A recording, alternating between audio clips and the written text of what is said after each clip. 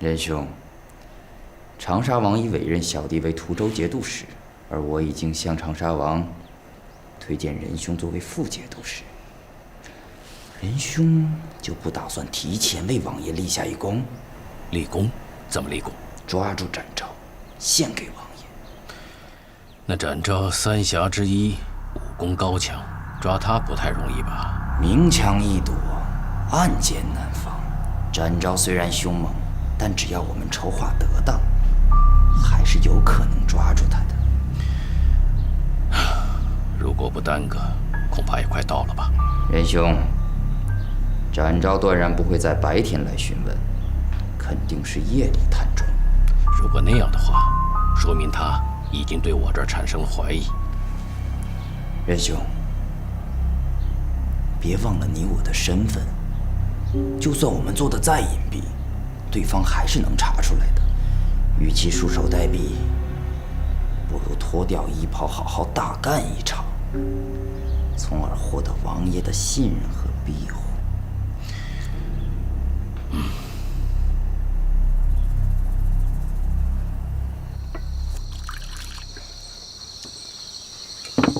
小二加水。好嘞。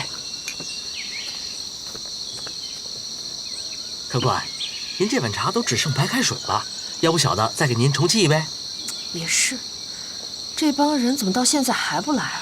哎，客官，您看这太阳都已经下山了，您要等的人啊，会不会来还真的说不准呢。算了，不等了。一会儿如果有人来找我，你就说我去了柳家营。哎，好嘞。客官您贵姓？等会儿小的才好转告。姓展。行，展爷，您慢走。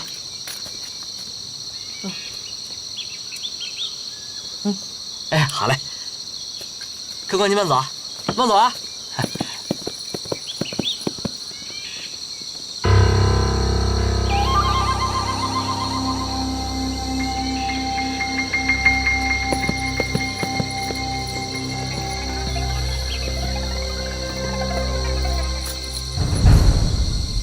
站住！别跑了！救命啊！救命啊！还跑！站住！救命啊！站住！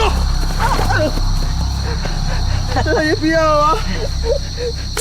大爷就想让你跟我快活快活，不要你的命。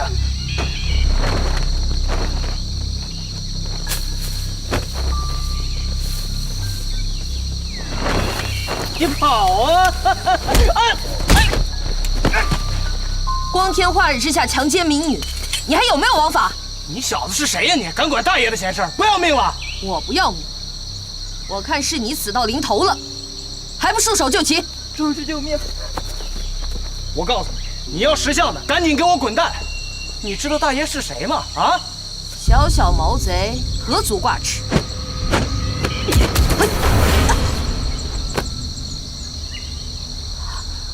白蝴蝶。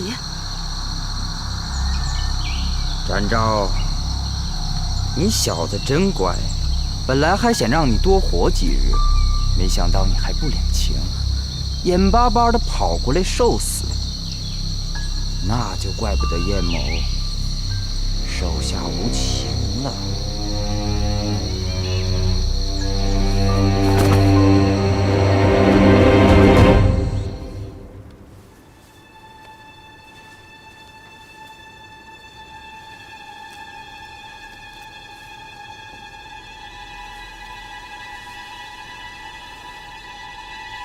贤弟，他醒过来了。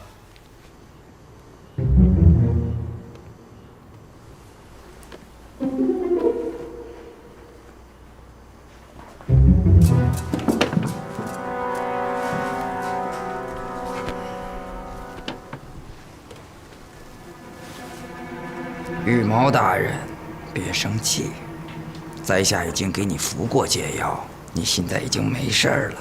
淫贼少得意！你以为你用计捉了展昭，你就可以逃脱律法的严惩了吗？严惩？谁来严惩我？你这只猫已经落入到手中，那5只老鼠也不是我的对手，我会将它们一一捉住，剥皮抽筋。少白日做梦！展昭，我问你，你我同是庞太师门下的人，按理来说应该同心协力对付开封府的那帮老鼠。你怎么会突然跑去帮助他们？因为是你不义，你借我的名声跑到三花镇，淫乱烧杀，毁了我一世英名。那都是庞太师的安排，就连我去鹅风堡也是受太师的指示。他担心5只老鼠会去鹅风堡管季强夫妻讨要解药。哦，可庞太师不是这么说的。他怎么说？庞太师说，本是派你去陈州协助庞玉的，可谁知你竟然跑到三花镇，疯狂奸淫，乱杀无辜。这老狗说谎！要不是他的指示，我怎么会去三花镇，而且把动静搞得这么大？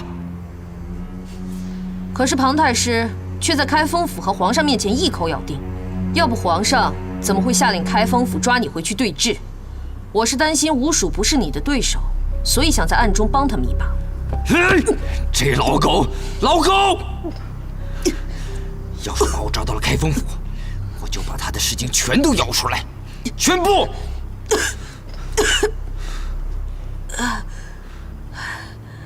虽然我现在投靠太师府，不过我没有死罪啊。相反，只要把你捉拿回去，不但可以赦免我在朝廷的罪，还可以恢复我在江湖的地位。那幸好，你落入了到我的手中，你的名声一辈子也别想恢复了。哼！贤弟啊，这个人留着终究是个祸害，我看不如仁兄且耐着性子，咱们还得用他引鼠出洞，悄悄做掉，不让外人知道。那吴蜀还不得一个一个的跑过来救他？仁兄，东方明凤王爷之命，定于8月15在金钱堡召开比武大会。那个时候让展昭上台比试，再让仁兄将他活活的打死。可他武艺不错，不那么容易被打死吧？那打不过武功高强的展昭，还打不过服过五毒散的展昭吗？让他死在比武大会上，这影响是比现在大得多。而且仁兄的功劳，也当然比现在大得多。你笑什么？我觉得可笑啊！人家白玉堂和蒋平早已经逃到陈州去了，你们2个还在这儿痴人说梦。过一段时间，你们这个小院子就会被官兵重重包围，难道这不好笑吗？展昭，你吓唬别人尚可，吓我燕飞，岂能得逞？那咱们就走着瞧。也许你还心存幻想，那就由我告诉你吧。假如只有蒋平一人，他有可能这么做；只要白玉堂在，他们就断然不会动用官府的力量。白玉堂刚愎自用，极好面子，他宁可死在我的剑下，也不会向官府求救的。这1只老鼠好对付，可是要是5只老鼠一起，蒋平和白玉堂都是我的手下败将，见到我就像老鼠见了猫。我想借此机会连夜赶往途州，干掉他们。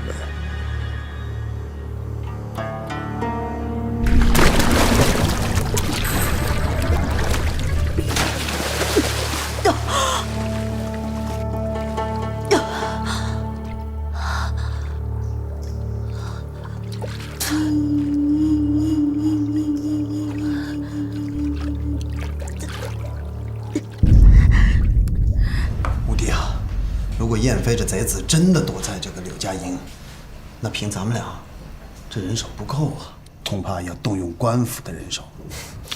你也不想想看，途州那几个衙役是燕飞的对手吗？来了以后不还是白白送死？多几个人手总不是坏事吧？如果真要找人帮忙的话，我还不如去开封府找大哥他们帮忙呢。你也不想想看，如果我们找当地的那些衙役过来帮忙的话，那以后我们在江湖上吴蜀的面子往哪里搁？哦，说的也有道理。大哥，想来想来二哥二嫂他们也该回到东京汴梁了。是啊，月华姑娘也快回来了。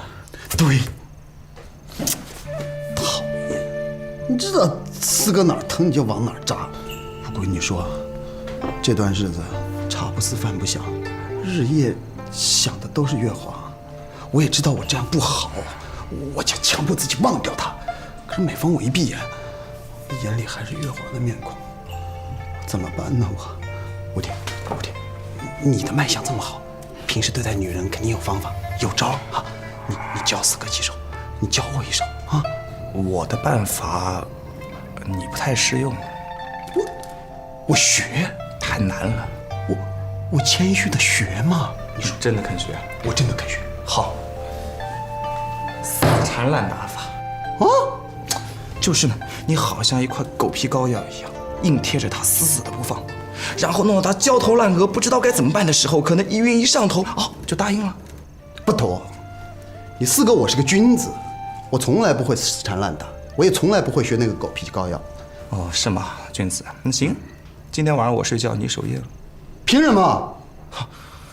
你不想想看，燕飞多机智狡猾，万一要杀我们一个回马枪的话，我们怎么受得了啊？哦，所以一定得机智小心一点。太好了，轮流守夜，我睡上半夜，就这么定了。啊喂，哇！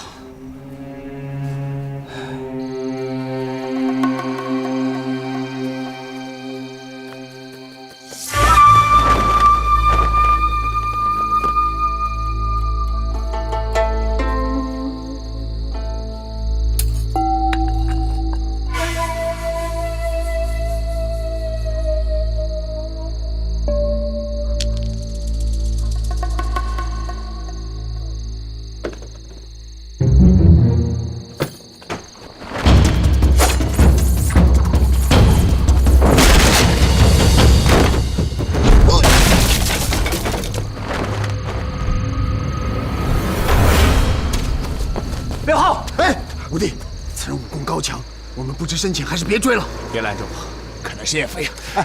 哎，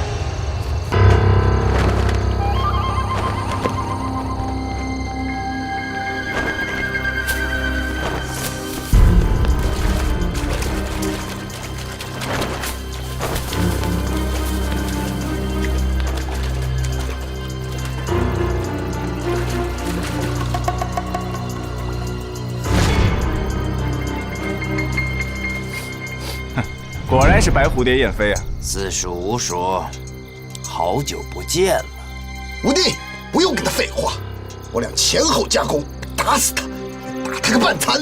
好，哼，四叔五叔，就算你们一起上，我也不怕你们。少屁话，看招！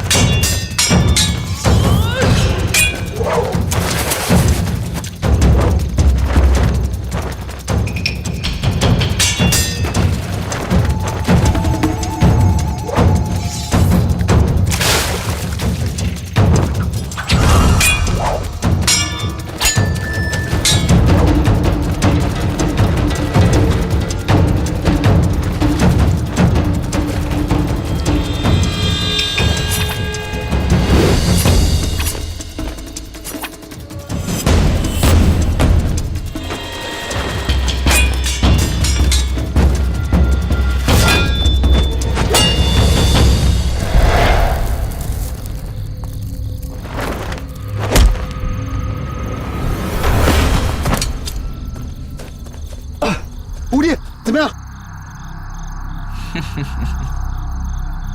逃是逃不掉的，还是乖乖的把小命都交出来吧。弟，二哥给的那个雷轰弹，你还有几颗？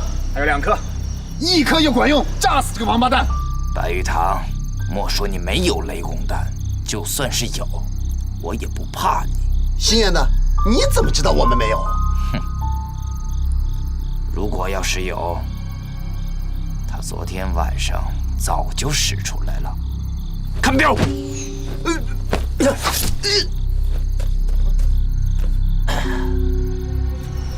不是毒粉吗？骗子！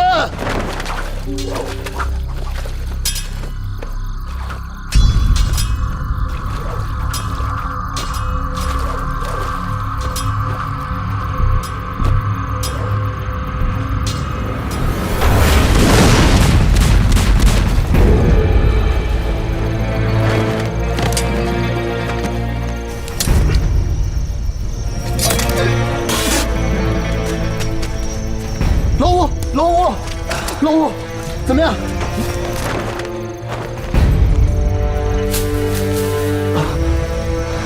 不知道有没有毒，我们赶紧走吧。走。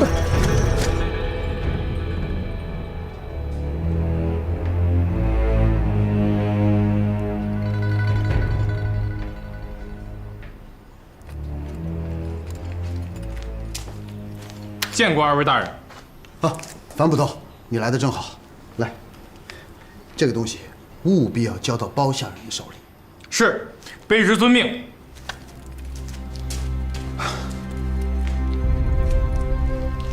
蒋侍卫辛苦了一晚，也该回房休息了吧？不，我就坐在他旁边休息，这样我也安心一些。行，那本府还有公务在身，就先告辞了。啊，告辞告辞。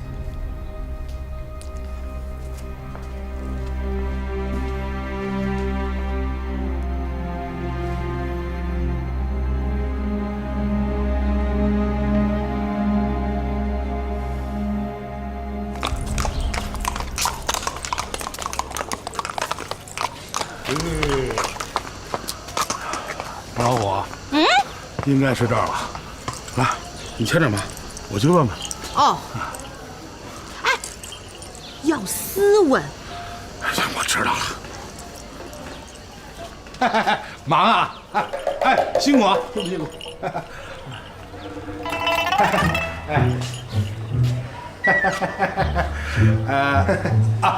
久仰久仰啊！大爷，哎，我问个事儿啊，这儿是不是州府衙门啊？干什么的？啊，老兄儿，我是来找州府衙门。大爷，我问你干什么的？我找州府衙门。干什么的？州府衙门，没听见呀？嘿，哪儿来的山西肥骡子？你想讨打是吧？啊！别动，别动，别动手啊！我告诉你，您出门的时候，我向相爷保重吧，我不撒野，我斯文。斯文是吧？像你是吧？我告诉你，大爷呢，我也姓向。小象出门不带烟，大象出门不带钱。大爷呢，我是大象。大爷的！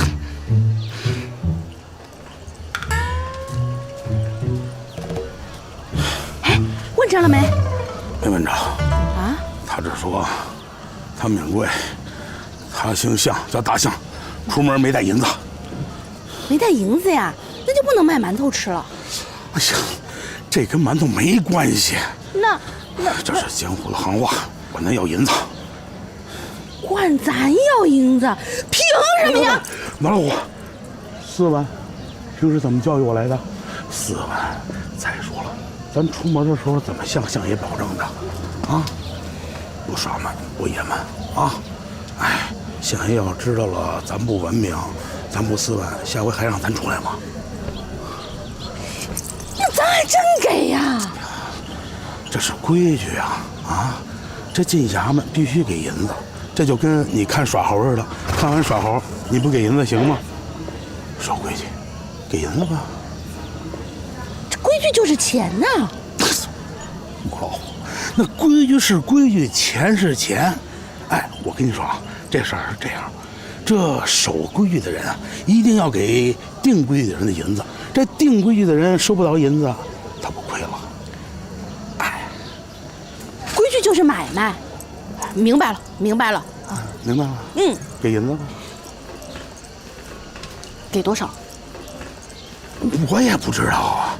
不，你看啊，州府好歹比这县府大，就连这台阶都高一截儿。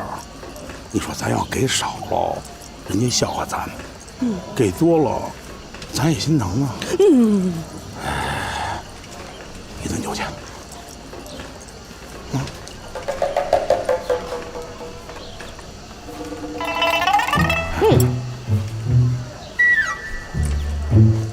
够不够？我哪知道？你放心，衙门里的人绝对不吃亏，不够还得找着咱要啊。乖。忙啊！辛苦啊！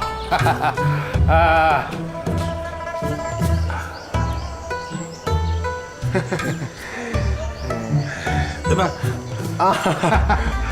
大爷，这是老媳妇的规矩啊。谢，你们来干什么的啊？我是来找州府衙门。我知道找州府衙门干什么？是找人呢，还是告状？老媳妇不告状，我找人啊。找谁呀？知府大人。知府大人岂是你们想找就能找的？不对呀，来的时候相爷让我找的就是知府大人啊。相爷？哪个相爷？哪个相爷？就开封府府的包相爷啊。包相爷啊？那您是？啊，我免贵。我姓徐，徐庆儿。那您是做什么的？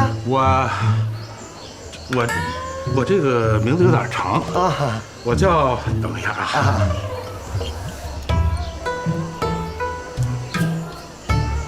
我是干这个的。那个早上来的蒋护卫可是跟您一路的啊？那是我师弟啊。我还有一个五弟，叫白玉堂，他是4品的，比我稍微的高这么一点儿。大人实在不好意思，小的马上就给您禀报啊，马上禀报。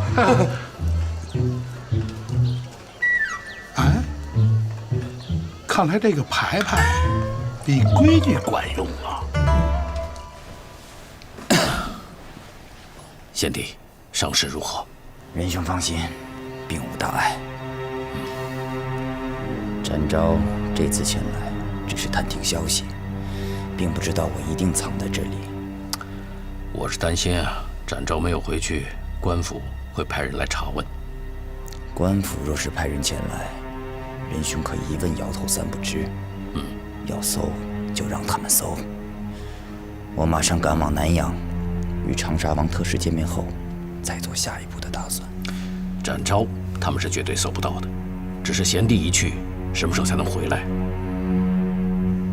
快马加鞭，日夜兼程，大概4、5日的光阴也就够了。哎呀。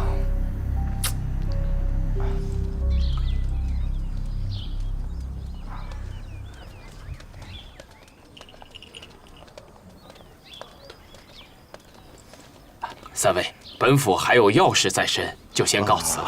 好。哎呀，这武术到底要不要紧呐？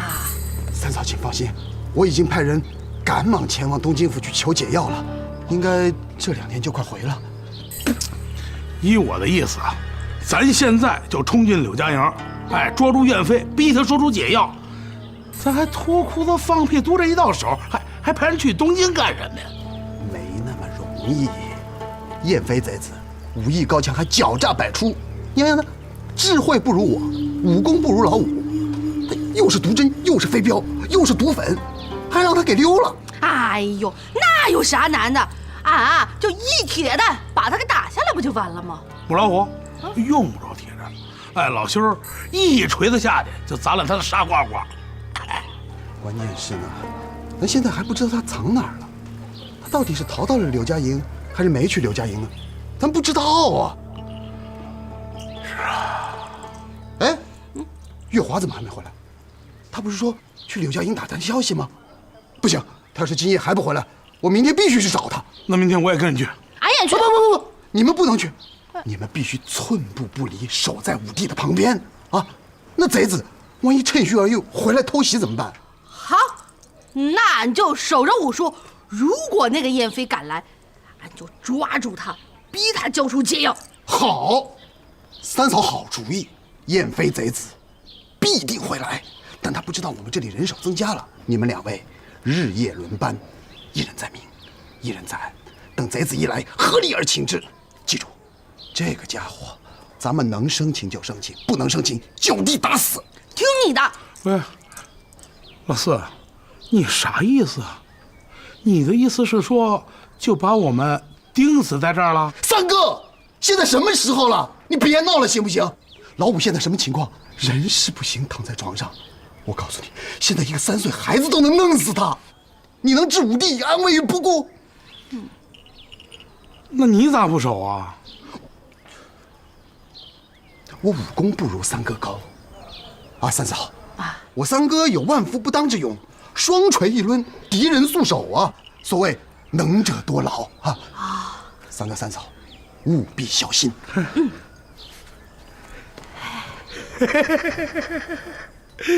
这老四说的啊，说的对。什么叫能者？晚上都到观音庙去看戏去啊！哎，各位乡亲，哎，乡亲，戏可不错，晚上一定到啊！好歹是我，晚上一到可以留个好位置，各位啊，谢谢了啊！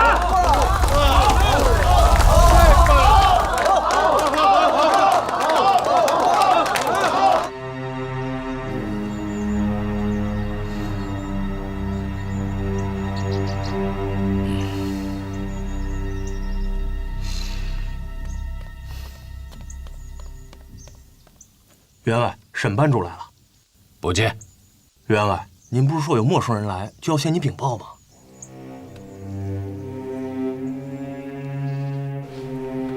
小的给员外请安。沈班主辛苦了。你好，拜见员外。祝员外寿比南山不老松，福比东海路圆长。员外，这是小的献给您的。这是班子上的孝敬，不成敬。到街上分派下去，各处打理好，别让沈班主受到欺负。那一切就仰仗刘员外了。对了，员外，今晚上您务必赏脸，给咱班子压压场子。好说，我一定来捧场。那在下就告辞了。恕不远送。小的也告辞。员外，员外，员外，员外。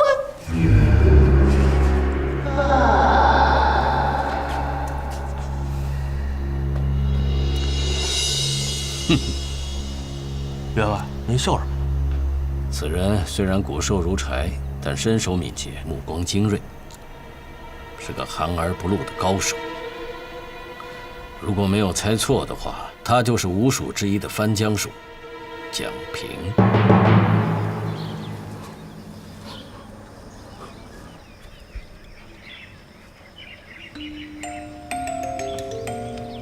你轻点啊！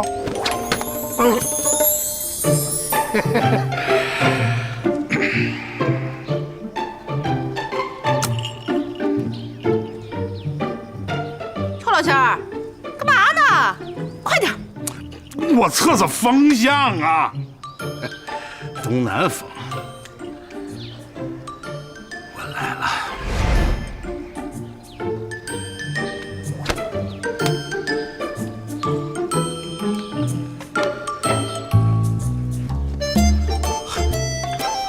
还来呀？过来。哎，往哪儿呢？用皮鞭抽啊！哎，行了。哎哎哎哎！哎呦！哎呦！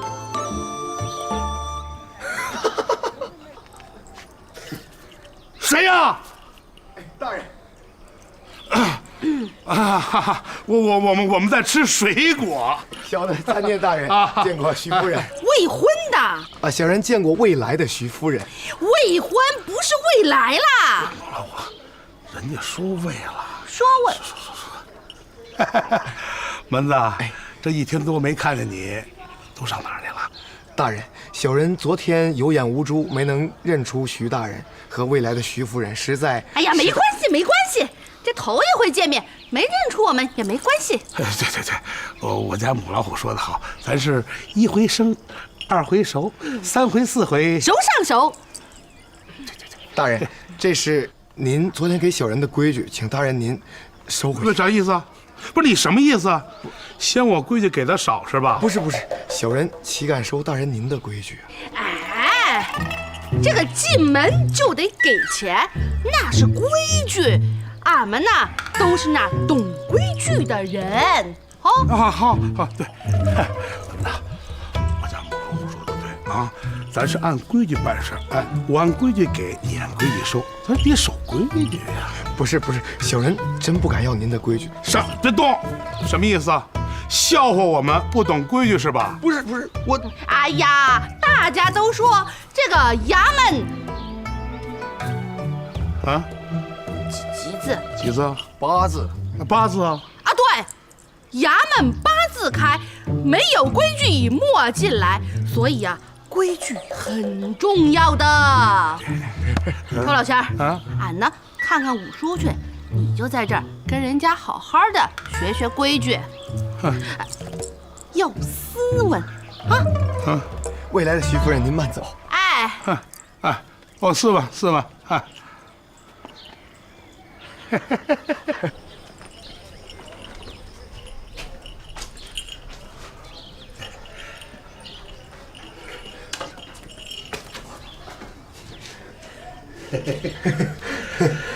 门子，哎，咱俩是不是朋友？是小人高攀。既然是朋友，是不是得帮朋友一忙啊？大人您吩咐，小人鞠躬尽瘁。鞠躬尽瘁。别叫大人啊，以后就叫老姓。不敢，那不能就叫老姓。那这样，小人以后就管您叫三爷。三爷叫什么无所谓。是这样啊，有什么办法让老姓能上街上去？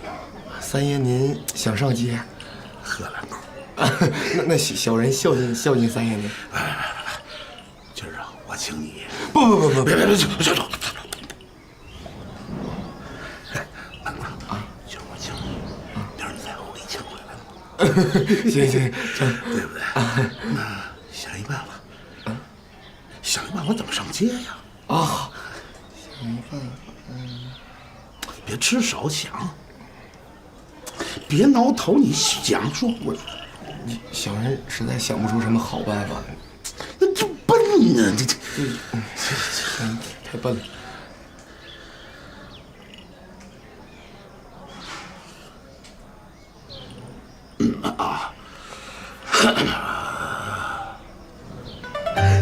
门子啊，这街上有没有铁匠铺？有，这就妥了。哎，一会儿啊，你来这儿找母老虎，你就说呀，这街上有一铁匠铺，听说老心儿来了，他们手艺不行啊，非得要请老心儿给他们当师傅，这我不。这样行吗？行吗？我不知道啊。那你不知道不就行了？行。那小人现在就去办。对，说的像一点啊。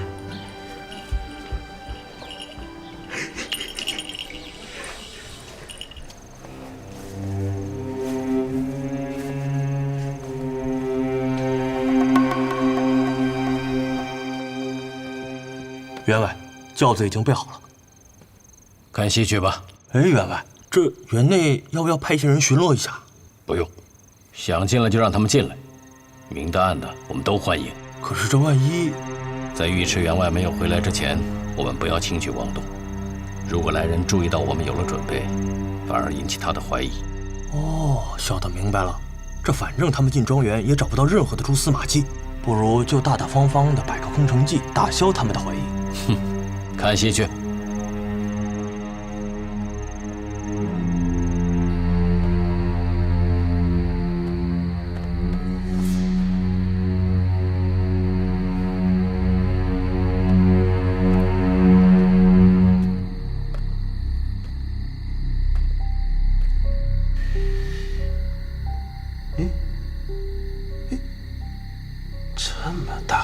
家中竟然一个人都没有，哼，肯定有诈。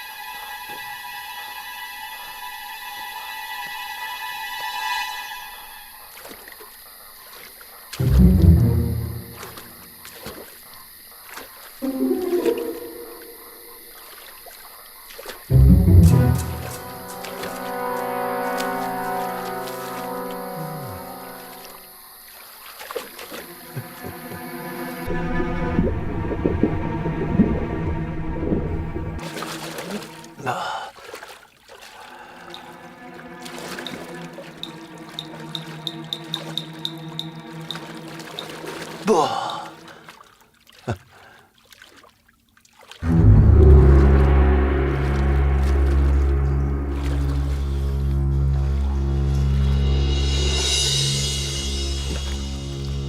谁啊？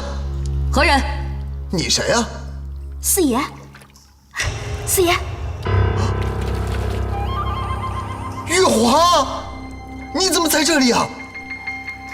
我中了贼子的奸计，被他们关在这水牢里面了。八蛋！哎，别白费力气了，凿不开的，我已经试过了。那怎么办？我上去跟他们拼了！我听说啊，在那相府有把削铁如泥的宝剑，说不定还可以斩断这护栏。好，那我马上就去。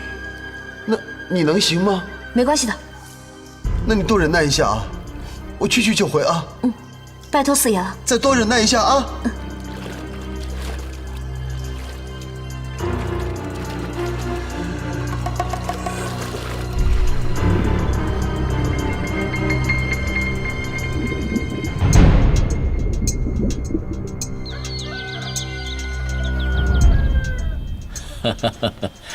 贤弟，请坐。贤弟啊，怎么这么快就赶回来了？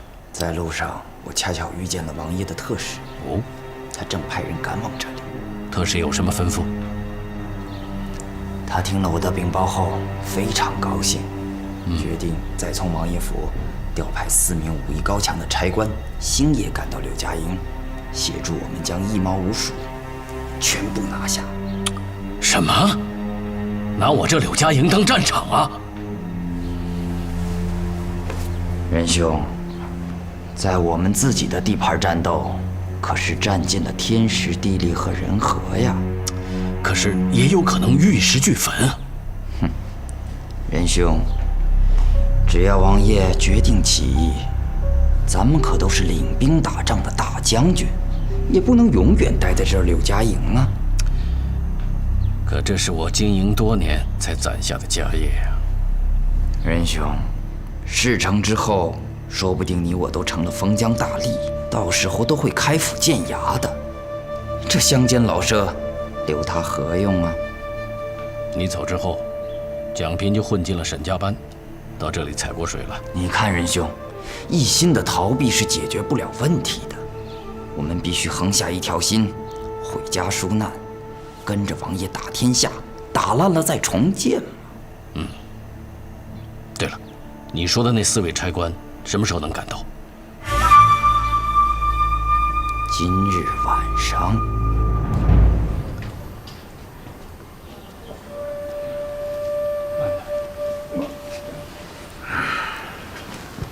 雅兰妹子，你不用太担心了。他喝了这个药以后，1个时辰之内就能自己把毒汁全吐干净，人也很快就能清醒的。多谢二嫂。